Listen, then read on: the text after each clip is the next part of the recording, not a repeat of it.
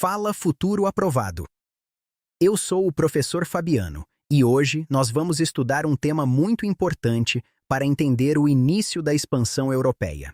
Esse tema aparece frequentemente no Enem e nos vestibulares, a formação de Portugal e as navegações ultramarinas. Esse assunto é fundamental porque ele explica como Portugal se tornou o primeiro país europeu a liderar as grandes navegações, abrindo caminho para a expansão marítima, o comércio global e, posteriormente, a colonização da América, incluindo o Brasil.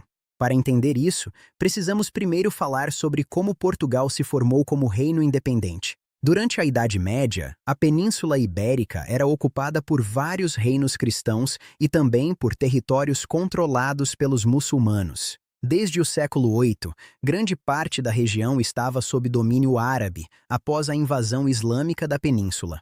A partir do século XI, começa a reconquista cristã, a retomada dos territórios pelos reinos de Leão, Castela, Navarra e Aragão. Portugal surge nesse contexto. Inicialmente, a região fazia parte do Reino de Leão, conhecida como Condado Portucalense. O condado foi entregue a Henrique de Borgonha, como recompensa por sua ajuda militar na luta contra os muçulmanos. Após a morte de Henrique, seu filho Afonso Henriques assume o controle, entra em conflito com Leão e luta pela independência. Em 1139, após a Batalha de Ourique, Afonso Henrique se proclama rei de Portugal, o primeiro de sua dinastia. Posteriormente, em 1143, o Tratado de Zamora reconhece oficialmente a independência portuguesa perante a Igreja e outros reinos. Assim surge o Reino de Portugal, um dos primeiros estados nacionais consolidados da Europa. Esse ponto é fundamental para a prova.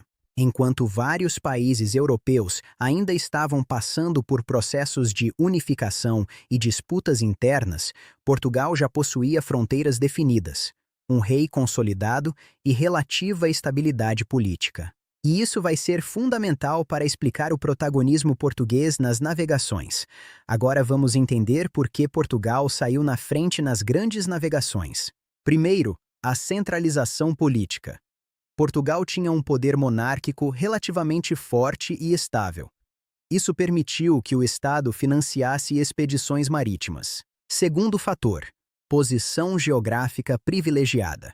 Portugal está localizado na costa atlântica da Europa, o que favorecia o contato com o oceano e incentivava atividades marítimas e comerciais. Terceiro fator, experiência marítima e pesqueira. Os portugueses já tinham tradição na navegação costeira, pesca e comércio marítimo. Outro fator importante foi o apoio de uma figura histórica muito importante, o infante Dom Henrique, conhecido como Henrique o Navegador. Ele incentivou estudos de navegação, cartografia e construção naval. Durante esse período, surgiram importantes avanços tecnológicos, como o aperfeiçoamento da bússola e o uso do astrolábio. A caravela foi essencial para as navegações porque era um navio mais leve, rápido e capaz de navegar contra o vento. Agora precisamos entender por que os europeus queriam navegar tanto. O principal motivo era econômico. Na Idade Média, produtos como especiarias, seda, perfumes e pedras preciosas vinham do Oriente. O problema é que o comércio era controlado por rotas terrestres dominadas por mercadores árabes e cidades italianas, como Veneza e Gênova. Esses produtos eram extremamente valorizados na Europa. Além disso, em 1453, ocorre um evento muito importante, a tomada de Constantinopla pelos turcos otomanos.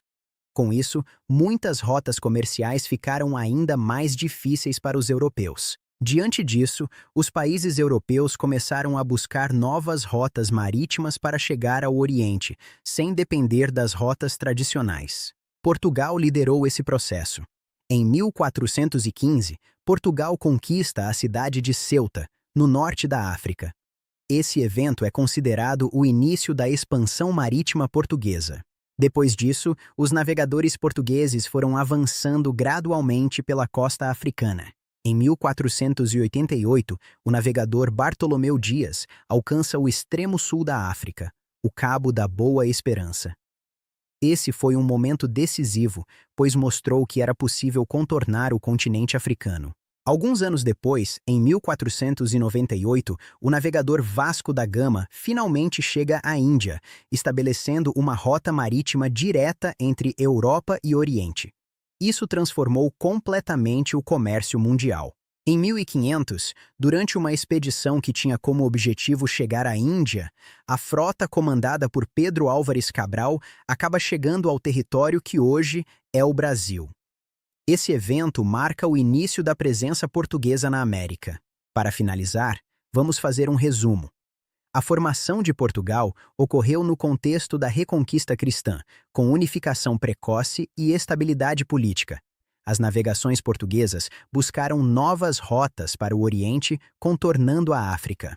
Esse processo levou à chegada ao Brasil em 1500. Entender esse contexto é essencial para compreender o início da colonização da América e a formação do mundo moderno, temas que aparecem com frequência nas provas do Enem. Entender isso é essencial para entender a formação do mundo moderno. Bons estudos e até a próxima aula!